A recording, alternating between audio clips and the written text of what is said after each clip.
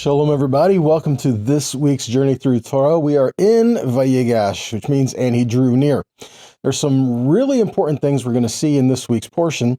We find all of the world is in a famine. Yosef had been sent to Mitzrayim and sold into slavery, but through, let's just say, circumstances, I don't believe it was circumstantial, Yahweh was ordaining things to happen in Yosef's life to put him in front of Pharaoh after he gave Pharaoh dreams that no one could interpret, and Yahweh told Yosef what the dreams meant.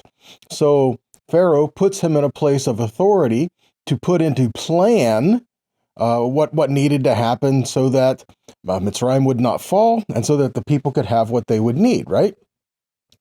So we come to this point. Yosef's brothers had come before him, and they didn't recognize him. So now Yosef is like, I wonder what's going on with them. I wonder if my brother is still alive. I wonder if my father is still alive. I don't know what's going on, and I wonder if my brothers have changed.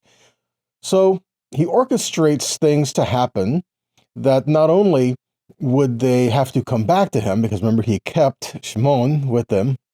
So not only did he orchestrate so they would have to come back to him, he says, when you come back to me, you're going to bring Binyamin, you're going to bring your younger brother, and I want to make sure that you're telling me the truth. Ultimately, he wanted to make sure that they did not treat Binyamin the way they treated him, right? So they come before him, and he tells his brothers, okay, well, look, you guys can go on back home, but I'm going to keep Binyamin. And Yehuda says, you can't do that because I promised my father I would return his son to him. I promised my father, I promised Israel that I would bring Binyamin back to him. And what we start to see, starting to open up some things up prophetically in here, is we see that Yosef, we've already talked about Mashiach ben Yosef, and Mashiach ben David is a figure of a Messiah. One would be a suffering servant, but yet would be necessary for what was to come to pass. We know that Yosef was a suffering servant, but he rose to a place of prominence in the world and became ruler of the world at the time and be the one to give the bread that would give life to everyone. But then Mashiach ben David, also talking about a ruling, reigning Messiah that would come and set up the kingdom of Yahweh. I believe it's the same guy. I believe they both point to Yeshua here. But what we also start to see is that Binyamin is also a representation here of Yeshua. Binyamin was known by a few names. Son of my sorrows, by his mother, right? She died in childbirth right after she gave birth to him. She said this was the son of my sorrow. So he was one who was acquainted with sorrow, but his father renamed him Binyamin, the son of the right hand, which was son of promise, son of strength, son of covenant, all of this in there, right? So we have someone who was a son of sorrows, who was a son of promise and the right hand and strength. And again, these can point toward pictures of Yeshua as well. And we have them coming to Yosef. So we're starting to see a lot of things kind of filling in everywhere here, okay? So Yosef approaches, or Binyamin approaches Yosef and says, I can't let that happen. And so Yosef is overcome at this point. He causes everyone who's in the room there, because he had Egyptians there with him, right? He says, everyone in the room, leave them. So it was just him and his brothers alone. And he reveals himself. It's me, Yosef, and is my father still alive? And so there's this great, wonderful reunion, right? Well, not necessarily, because now his brothers are terrified. They don't know what's going to happen to them. They don't know if Yosef is going to take revenge on them, which he is perfectly capable of doing. And by many, he said, well, he has the right to do it too. But does he decide to take revenge? Does he decide to destroy his brothers? What happens here? No. Yosef tells him something interesting. He tells him to come closer. Come closer to me. And that's, again, a picture of what Yeshua is telling us to do as well. When we realize we're put in a situation where we are guilty of our trespasses, we are guilty of sin, we are guilty and Yeshua took on our sin, and we look at him and we're overcome with that. Yeshua tells us, instead of just dwelling in the guilt in these things, he tells us, come closer. Come closer. I did this so you could live. See? And that's something that we see in the story of Yosef. We start to have more things unfolding as we start to see a shepherd's heart in Yosef, which we knew he was a shepherd, right? And though he was the ruler of Mitzrayim, he is a shepherd. And so he's starting to show this. He by taking care of his family, taking care of the family's flocks and herds and all of these things. So he's revealing again his heart, and over and time again, we see throughout the scripture where the people to lead Israel were to be ones who had a shepherd's heart. When Yehoshua took place over Moshe, what did Moshe ask for? Essentially, he asked for someone who would be a good shepherd to Israel. And even Yeshua, when he came, which will kind of go full circle in this, Yeshua, when he came, he said he was the good shepherd. He is the good shepherd for us. He is the good shepherd for Israel. And so we start to see some more pictures here as well. So now what happens? So now his brothers go back and they talk to their father, and they're telling Israel, Dad, you're not going to believe this. Yosef is still alive. You know, they make this declaration, Od Yosef Chai. Joseph still lives. He is alive. Now, we know at this point where he doesn't really say specifically what happened to Joseph. You know, I mean, even though Dad may have his suspicions, we are not told that he says, oh, yeah, I know what you guys did to him. No, because remember, he thinks Joseph is dead. And so when they come back and they're like, Joseph still lives, how could this be? This is impossible. He's mourned his son for all this time, but how could this possibly be true? This can't be true because Joseph is dead. So you can see his reluctance here to believe what they're saying, but they convince him. So let's pick it up here. In Genesis 45:25, says, they went up from Egypt and they came to the land of Canaan to Jacob their father, and they told him, Od Yosef Hai, Joseph is still alive, and he is the ruler over the whole land of Egypt. And his heart went numb because he did not believe them. But they told him all of Joseph's words that he had told them, and when he saw the wagons that Joseph had sent to pick him up, the spirit of their father Jacob revived. Then Israel said, enough, my son Joseph is still alive. I must go and see him before I die. Interesting things he says here, because it says that when Jacob saw these things and did this, his spirit was revived. And in the very next verse, it calls him Israel. Israel said, enough, let's go get Joseph. Okay, so again, we're starting to see pictures of gathering and putting the whole house back together. Though some were in exile, we see this exile and restoration throughout the Torah and the Tanakh. Okay, so they're telling Dad the words that Joseph had said to them, and I wonder what exactly the words were. I wonder what words they said, because there's some interesting things that Joseph said to his brothers that I don't think they would have told Dad. So what did they tell him? You know, what was being said here? You know, some of the story is probably not disclosed. However, Joseph, in talking to his brothers, does not focus on how he came to be in Mitzrayim. He came to terms with this fact and this idea that it was Yahweh who sent me here ahead of you. Yahweh did all this in my life so that you would be preserved. Can you imagine? Yosef was in this place in his life where he thought his brothers had sold him into slavery, not uncertain of life, you know, sure doom, who knows what's going to happen, and falsely accused, thrown in prison, and all of this going on. And now Joseph is saying, no, Yahweh did all this in my life so that I would come to this position and this point so that I could save you, who sold me into slavery, who did all these things. See, Yosef had to come to a point where he had to be able to let these things go and forgive his brothers and to learn to deal good with them, to save them, their families, and their father. Okay? So what happens here? What does Joseph say? Genesis 45, verses 4 through 11. He says, come near to me, please. And they came near, and he said, Ani Yosef, I am your brother Joseph, whom you sold into Egypt. So now do not be distressed or angry with yourselves because you sold me here. For God sent me before you to preserve life. That's quite a statement for him to be able to say that. Okay, because literally what he says here is Lemichya shelachni Elohim lifnehem. It was Yahweh who sent me here before you, ahead of you. So it's like he's now saying, I know that I was sent here at the time I was sent here so that these things would happen, so that when you got here, I would be here waiting for you. And I would be in the position to help you. Again, consider what was going on with Yosef and how all this came to be. It's an amazing story.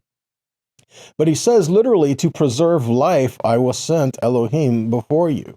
So Yahweh may ordain circumstances in your life. He may give us things to do that might not be easy, but the outcome can be something glorious. The outcome can be something that's necessitated. I mean, it can be something that we absolutely need to happen, but we can't see it in the midst of it.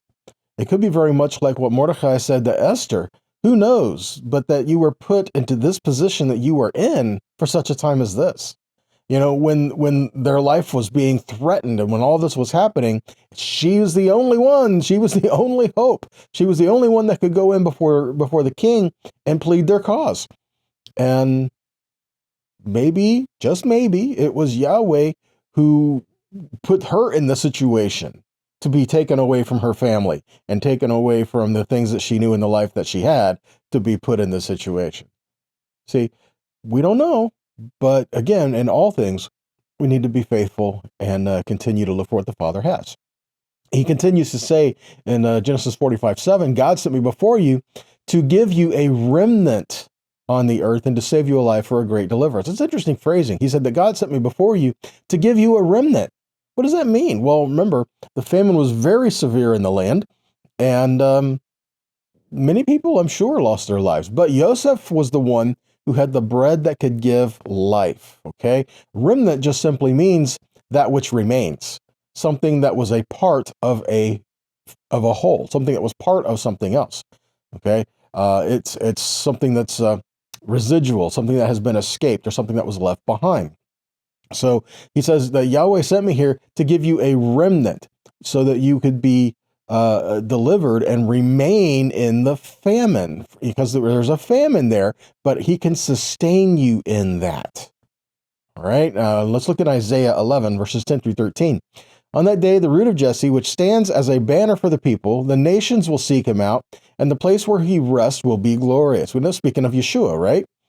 And on that day, Adonai will raise his hand again, a second time, to reclaim the remnant of his people who remain from Ashur, Egypt, Patros, Ethiopia, Elam, Shinar, Hamat, and the islands in the sea. And he will hoist a banner for the Goyim. He will hoist a banner for the nations. He will assemble the dispersed of Israel, gather the scattered of Yehuda from the four corners of the earth. Ephraim's jealousy will cease. Those who harass Yehuda will be cut off. Ephraim will stop envying Yehuda, and Yehuda will stop provoking Ephraim. And again, so we have this remnant that will all be gathered into, this is a picture of Yeshua. So this is a purpose. This is what he was doing. Yeshua came so that a remnant of the earth, a remnant that is in there, will come to him and have life, and he will sustain them. And he says, he put me here so that you would have a remnant and that there would be a great deliverance. Well, remember, the famine was severe. So this is a great deliverance, something that's there. And that is the word that's used there, plita, which means an escaped remnant. A remnant that comes through it. Okay, a remnant that passes through. So more things on the idea of a remnant.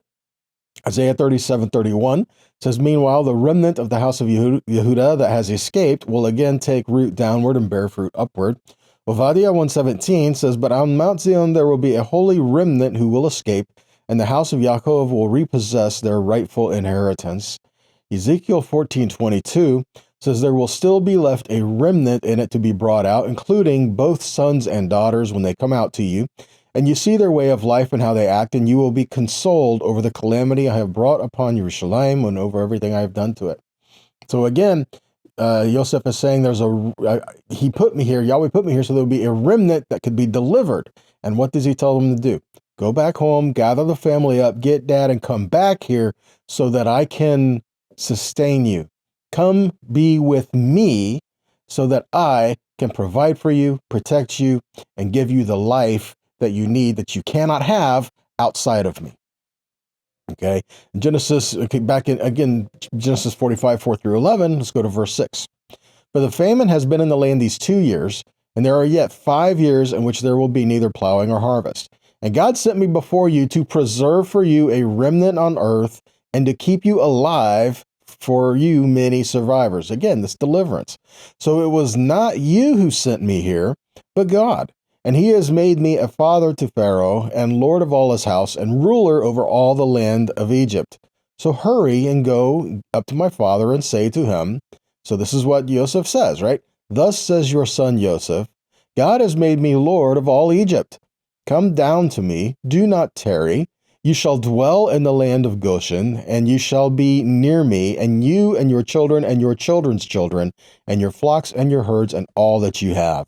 There I will provide for you, for there are yet 5 years of famine to come. So you and your household and all that you have do not come to poverty.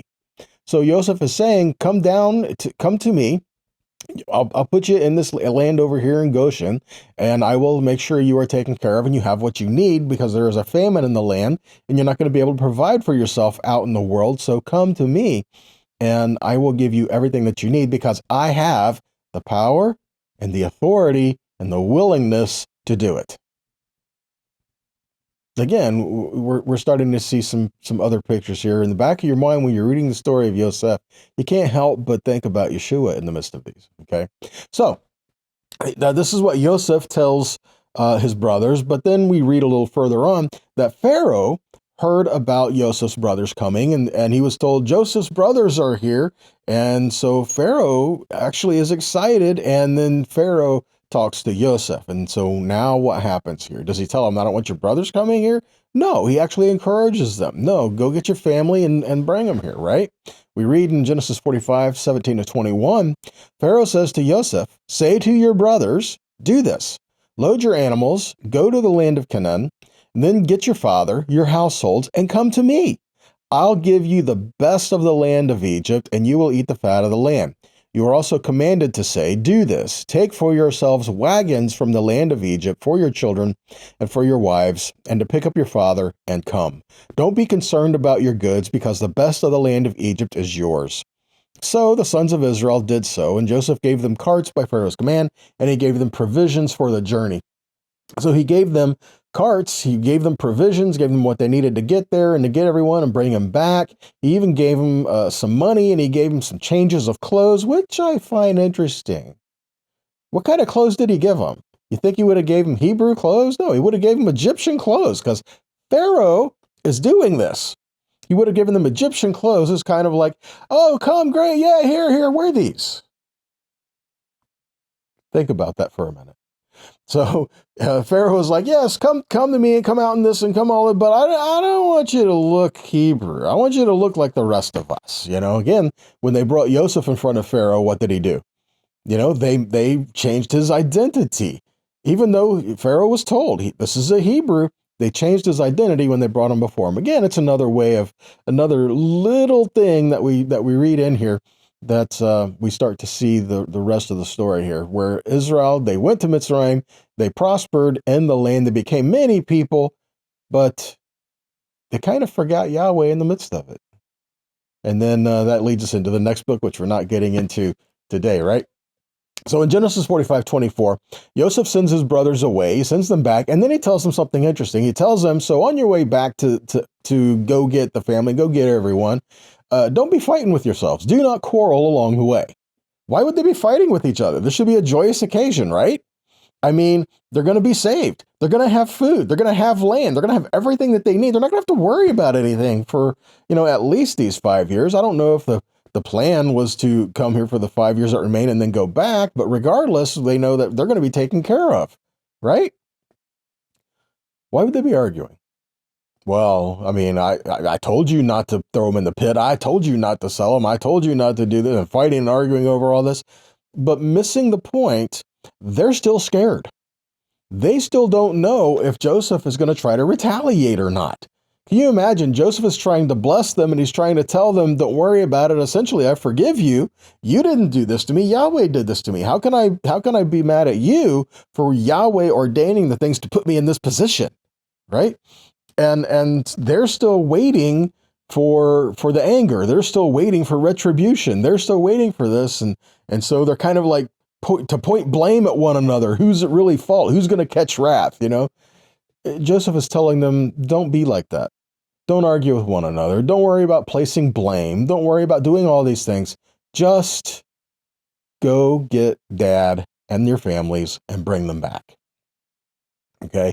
In James 4:1-3, we see issues of quarreling and unity. It says, what causes quarrels and fights among you?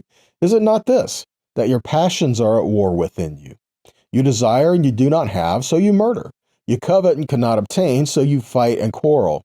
You do not have because you do not ask. And you ask and do not receive because you ask wrongly to spend it on your passions. Again, what is our desire and how do we live according to them?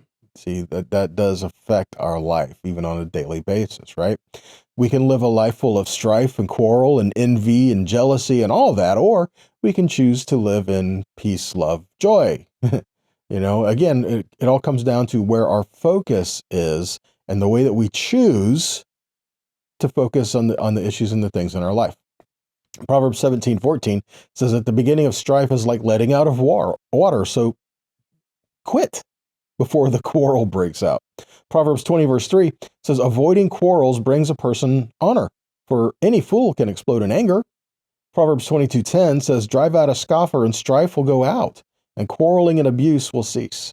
Proverbs 26:20 says for lack of wood the fire goes out, and where there is no whisperer, quarreling ceases. If you don't have anybody feeding the flame, it's not going to grow. So again, where you direct your thoughts, your intent, your heart, your desires, your passions, that's what's going to grow in your life. That's what's going to solidify, and that whichever you feed. Paul puts it this way: whatever you dedicate yourself to, you become a servant of, whether to sin or to righteousness. You can be a slave to sin, or you can be a slave to righteousness. That which you give yourself to, you serve. Okay, and so how do we do with our actions within our own hearts and in relationships and dealing with things with one another? Even Yeshua and his disciples dealt with the same kind of thing, right? Mark 9:33-35 says that so they came to Capernaum, and when he was in the house, he asked them, so what were you guys discussing along the way? I find it funny the way it says this, because it says they kept silent because along the way, they were arguing with one another about who was the greatest. And he sat down and he called the 12 and he said to them, if anyone would be first, he must be the last and the servant of all. So they're arguing with each other while they're walking along the way. And once they get there, Yeshua's like, so what were you guys talking about back there? And they kept quiet because it's like, busted, right? And Yeshua reminds them, you want to be great? Then if you want to be great, you're going to be a servant. And put it this way as well. You're going to be a shepherd. You're going to have the heart to look out for one another. You're going to have the heart to help feed the people and to help make sure that the people have what they need so that they can live life and be what they're supposed to be here in the earth. So everything happens. They finally convince Dad Yosef is alive. And so now Israel is so excited to go see Yosef that he jumps in the wagon, packs up his stuff, and he goes straight to, where do you think? Straight to Mitzrayim? No, he goes straight to Beersheba. Why in the world would he go to Beersheba and stop there when he wants to go to Mitzrayim and see his son? He says, Yosef is alive and I have to go see him before I die. Because he's an old man, right? So he's like, I got to go see him before I die. I've got to go see Joseph. And so he goes down to Beersheba. Why? To get the answer here, we got to look back. So we see in Genesis 46, what we're looking at, Israel set out with everything that belonged to him, and then he came to Beersheba and he offered sacrifices to the God of his father Isaac. Even in here, he offered sacrifices to the God of his father, Isaac. So again, there's relationship that's happening here. It's not just to Yahweh, but to the God of his father, the God of Abraham, Yitzhak, Yaakov. Again, we see this connection to go take a look at what was happening with Isaac in relationship to why he was making this offering here. Okay, so what's the connection with Yitzhak and Beersheba? To get the answer to that, we go back to Genesis 26. Verses 1 through 5 says, there was a famine in the land. See that? Aside from the previous famine that happened in Avram's days. So Yitzhak went to King Abimelech of the Philistines to Gerar. And then Adonai appeared to him and said, do not go down to Egypt. Dwell in the land about which I tell you. Live as an outsider in this land, and I will be with you and bless you. For to you and to your seed I give all these lands, and I will confirm my pledge to you that I swore to Avram your father. I will multiply your seed like the stars of the sky, and I will give your seed all the lands, and in your seed all the nations of the earth will continually be blessed. Because Abraham listened to my voice, kept my charge, my mitzvot, my decrees, and my instructions. See, now what we have here is Yitzhak, there was a famine in the land, and he was going to go down to Mitzrayim, and Yahweh says, don't. I want you to stay in the land where I put you right here, live as an outsider here. I will take care of you in the land here. So you can see at the back of Yaakov's mind, in the back of his mind, he could be thinking, yeah, but see, I want to go see Joseph, and I want to go down here, and I'm excited to do this because I want to see my son, but what if Yahweh doesn't want me to go down there? See, so now he's kind of, what do I do? I have to make this choice. And so he goes to Beersheba, and he goes to make an offering to Yahweh in this place. And I'm saying he's calling out on him in prayer, saying, can I do this? Because you told my father not to do this. Is it okay that I'm doing this? And what does Yahweh tell him? Okay, so we go forward in verse 23. So he went up from there to Beersheba, and Adonai appeared to him that night and said, I am the God of your father Abraham. Do not be afraid, for I am with you, and I will bless you and multiply your seed for the sake of Abraham my servant. So he built there an altar, and he called on the name of Adonai, and he pitched his tent there, and Yitzhak's servants hollowed out a well there. So Yitzhak, he was like, okay, what does he do? So Yahweh says, I'm going to take care of you, and that's what's reconfirmed here. Don't go down there. I'm going to take care of you where I have you. All right, so he goes to Beersheba, and this is where he was told, I'm going to bless you. I'm going to take care of you. Don't worry about this. I will fulfill the promise I gave to Abraham in you. All right, so now we go back to Israel. Okay, we have Abraham, Yitzhak. Now we go back to Israel, Yaakov here.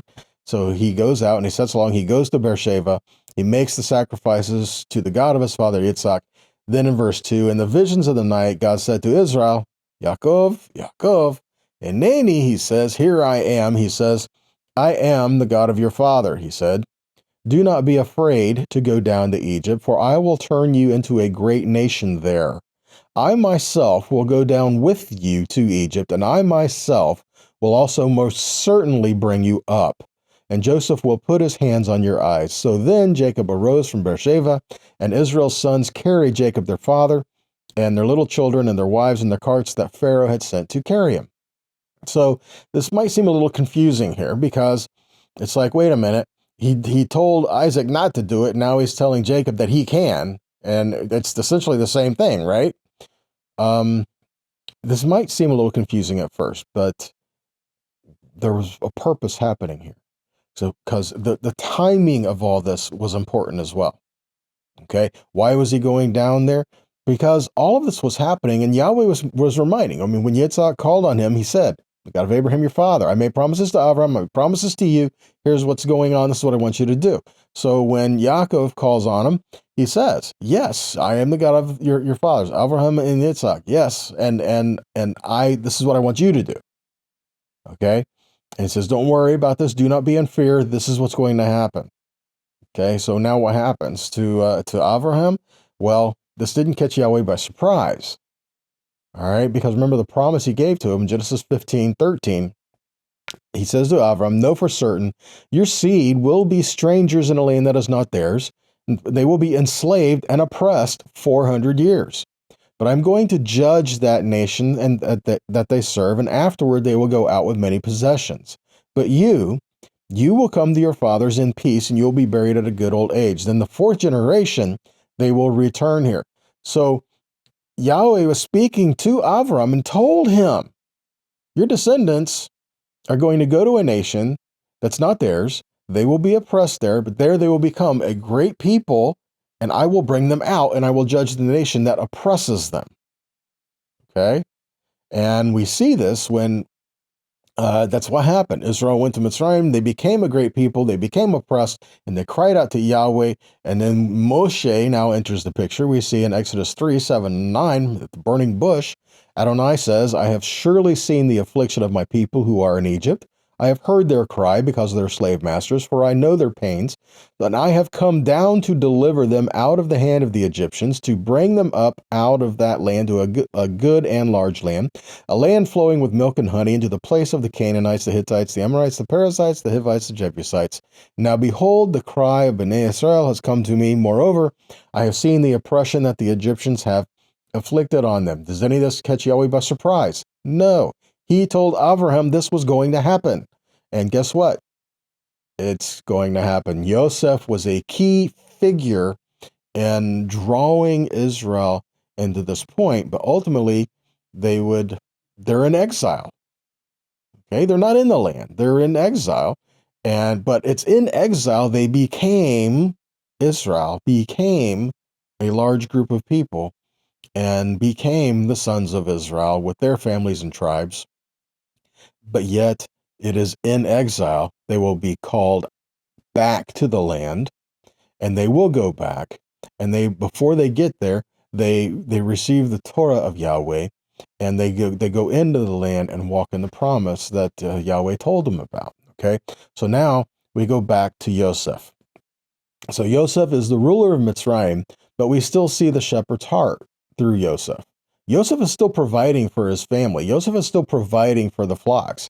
We see in Genesis 45:11, he says, I'll provide food for you there, because the famine's not done yet. The famine's going to be another 5 years. Okay, so come to me, and I will take care of you, and I will make sure that you, your families, your children, your livestock, you're going to have everything that you need. But the problem is, the people of Mitzrayim don't like shepherds. Shepherds are abhorrent to the people of Mitzrayim. So what's going to happen now? Okay, well, let's look in Genesis 46, 31 to 34. So then Yosef said to his brothers and to his father's household, I'll go up and tell Pharaoh and say to him, my brothers and my father's household who are in the land of Canaan have come to me, and the men are shepherds, for they've been men who handle livestock and who have brought their flocks and cattle and everything that they possess. So when Pharaoh calls you and says, what is your occupation? You must say, your servants have been men who handle livestock since the time of our youth until now, both we and our fathers, so that you can live in the land of Goshen, because every shepherd is loathsome to the Egyptians. Okay, here's something interesting. Unclean animals really don't like being shepherded. Okay, and even clean animals will fight it. All right, but unclean animals, they won't just fight being shepherded, they will turn and attack you. Try shepherding wolves. Big difference from sheep, huh? So it's something that we start to see a picture here as well. Though the shepherd who's trying to protect his flock, and here he's in Mitzrayim trying to protect his flock, and what happens? They become large. They start to grow, and he is giving this. So what is the biblical model for a shepherd? Biblical model of a shepherd is simply someone who cares for and feeds the flock that is entrusted to him. He cares for and feeds the flock that is entrusted to him. This means safe places to stay. This means protection from the elements. This means protection from things that would seek to harm them, and to make sure they have food and water, right? And all of this is, we're seeing examples and the importance of caring for the flock of Yahweh. And again, we see pictures of Yosef as a shepherd, even though he is a ruler in Mitzrayim. Genesis 48:15, we have, again, Israel blessing, and he said, he blessed Joseph, and he said, the God before whom my fathers Abraham and Yitzhak walked, the God who has shepherded me throughout my life to this day. Okay? Israel is saying, Yahweh shepherded me. He took care of me as his sheep. And we have this picture of we are sheep. And today, sheep is a derogatory term, right? People, sheeple, right? Sheep. But guys, we're supposed to be sheep. The problem is, are we listening to the right shepherd? Are we listening to the right voice? Yeshua said, my sheep hear my voice, right? Are we listening to the right voice? Are we following the right voice? We're supposed to be sheep, but we're supposed to submit to the good shepherd. Psalm 23, even David, Adonai is my shepherd, I shall not want. Isaiah 40, verse 11, like a shepherd, he tends his flock. He gathers the lambs in his arms and carries them in his bosom, and he gently guides nursing ewes. 2 Samuel 5, 1 and 2, all the tribes of Israel came to David at Hebron. Interesting there, Hebron. We talked about that last week. He came to Hebron and he spoke, saying, here we are, your own flesh and blood. Even before, when Saul was king over us, it was you who led Israel out and back. And also Adonai said to you, you will shepherd my people Israel and be ruler over Israel. In Jeremiah 3:14 and 15, it says, return, O backsliding children, declares Adonai, for I am your husband. I will choose you, one from a city, two from a clan, and I will bring you to Zion, and I will give you shepherds after my own heart, who will feed you with knowledge and understanding. Again, we have a picture of good shepherds. Not just the one good shepherd, but good shepherds as well, okay? You can have bad shepherds, you can have good shepherds, but regardless, we need shepherds, right? When Yosef was sent by Israel to his brothers, they were supposed to be shepherding the sheep in Shechem. Remember that? In Genesis 37, 13, and 14, Israel says to Yosef, aren't your brothers grazing the flocks in Shechem? So he says, go and check on the welfare of your brothers and the welfare of the flocks and bring word back to me. And he sent them from the valley of Hebron, and he went to Shechem. Now, as you continue to read in the story, you'll find his brothers were not there at Shechem. They were not where they were supposed to be, which is important because what's the significance of Shechem? Shechem is, in essence, the valley of decision. You have Mount Aval and Mount Gerizim that is there. When Yahweh brings Israel back into the land, he says, when you go in there, you are to put and establish. You are to put the covenant in place before you. There in Shechem, at Mount Gerizim and Mount Aval, you were to take half the tribes and place them towards Gerizim, half the tribes and place them toward Aval, and then you are to declare the blessings and the cursings of the covenant, and all the people were to respond, Amen. We have the Levi'im that was in Shechem declaring the word of Yahweh. So again, they are establishing this place of setting before you today life and death, blessing and cursing. Choose life. This is where the shepherds were supposed to have the sheep, to put them in a place, a reminder of covenant, to look to Gerizim, look at the blessings, look at the life, look at what's growing there, look at the wells, look at the water, look at what Yahweh is giving us there, and that's where we're supposed to dwell, to dwell on the good that he is giving. The brothers didn't have them at Shechem. They went to Dothan, right? Dothan means two wells. So they went to Dothan, which was also a port city, a party city too, if you will. And the place means two wells. And they, when Yosef found them, they threw him in a well. They threw him in a pit that had no water. So again, they have wells, but no water in the well. The well ran dry. There was no living water in the well. They brought their sheep to water them in a place that doesn't have water. See, the shepherds were not doing their job. They were not doing what they were supposed to be doing. We see in Ezekiel 34 some pretty good things along this line. Ezekiel 34, 1 through 15 says, the word of Adonai came to me, saying, Son of man, prophesy against the shepherds of Israel. Prophesy and say to those shepherds, Thus says Adonai Elohim, Oi, shepherds of Israel, who only take care of themselves. Should shepherds not take care of the sheep? You eat the fat, you clothe yourselves with the wool, you kill the fat ones, but you do not take care of the sheep. You do not strengthen the weak, heal the sick, bind up the broken, bring back the stray, or seek the lost. Instead, you have ruled over them with force and cruelty. Verse 5, they were scattered for lack of a shepherd. They became food for all the beasts of the field as they were scattered. My sheep wandered through all the mountains and on every high hill. Over all the face of the earth my sheep were scattered. No one searched, no one sought. Therefore, shepherds, hear the word of Adonai. As I live, is it a declaration of Adonai, as surely as my sheep became prey, and my sheep became food for all the beasts of the field, because there was no shepherd. Nor did my shepherds search for my flock, but the shepherds fed themselves and did not feed my sheep. Verse 9. Therefore, you shepherds, hear the word of Adonai. Thus says Adonai Elohim, behold, I am against the shepherds, and I will demand my flock from their hand. I will dismiss them from tending the flock. The shepherds will no longer feed themselves. I will rescue my sheep from their mouth, so they will not be food for them. For thus says Adonai Elohim, here I am. I myself will search for my sheep and seek them out. As a shepherd seeks out his sheep on the day he is among his scattered flock, so I will seek out my sheep, and I will rescue them out of the places where they have been scattered on a day of cloud and thick darkness. Verse 13, I will bring them out from the people. I will gather them from the countries. I will bring them back to their own land. I will shepherd them upon the mountains of Israel, by the streams and in all the habitable places of the land. I will shepherd them in a good pasture. Their grazing place will be on the high mountains of Israel. There they will lie down on good grazing ground.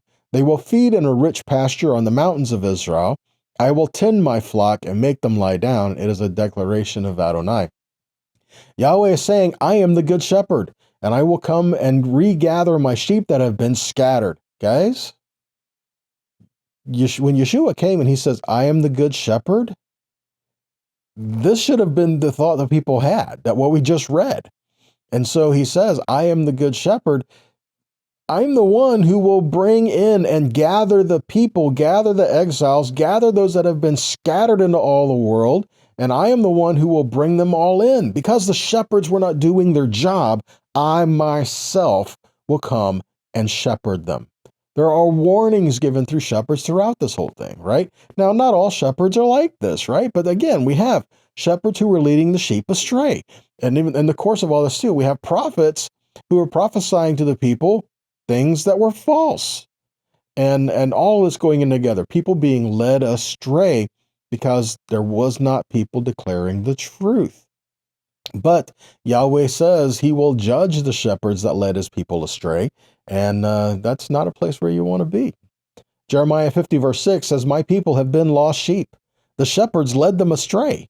Turning around in the mountains, they went from mountain to hill, and they forgot their resting place. And again, in Psalm 119, 176, he says, I have strayed like a lost sheep. Seek for your servant, for I did not forget your mitzvot. Again, we are his sheep, and though we may have been lost sheep, he is the good shepherd that will seek us out. Though we may have been led astray, he is the good shepherd that will seek us out. But we need to hear his voice to come out and follow him.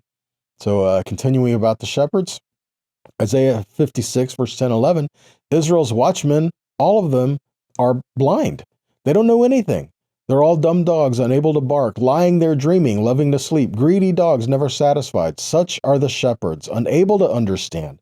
They all turn their own way, and each one intent on his own gain.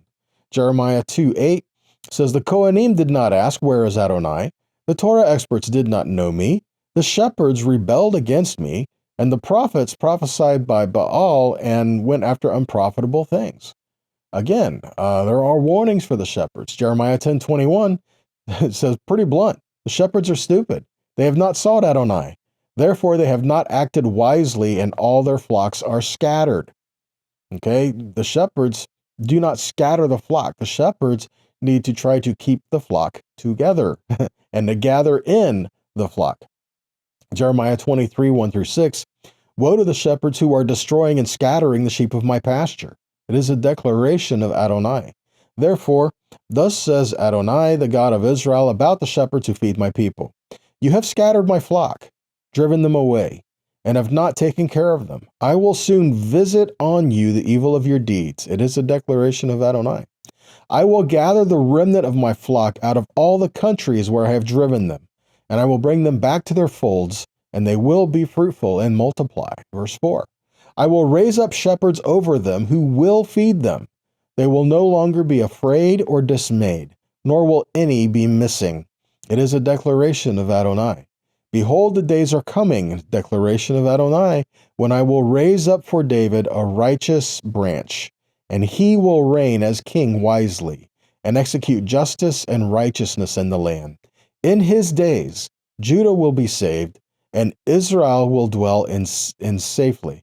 And this is his name by which he will be called, Adonai our righteousness.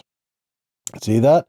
He says, I will gather in my lost sheep. I will gather in the sheep that have been led astray. I will gather them in. I will shepherd them. I will do all of this.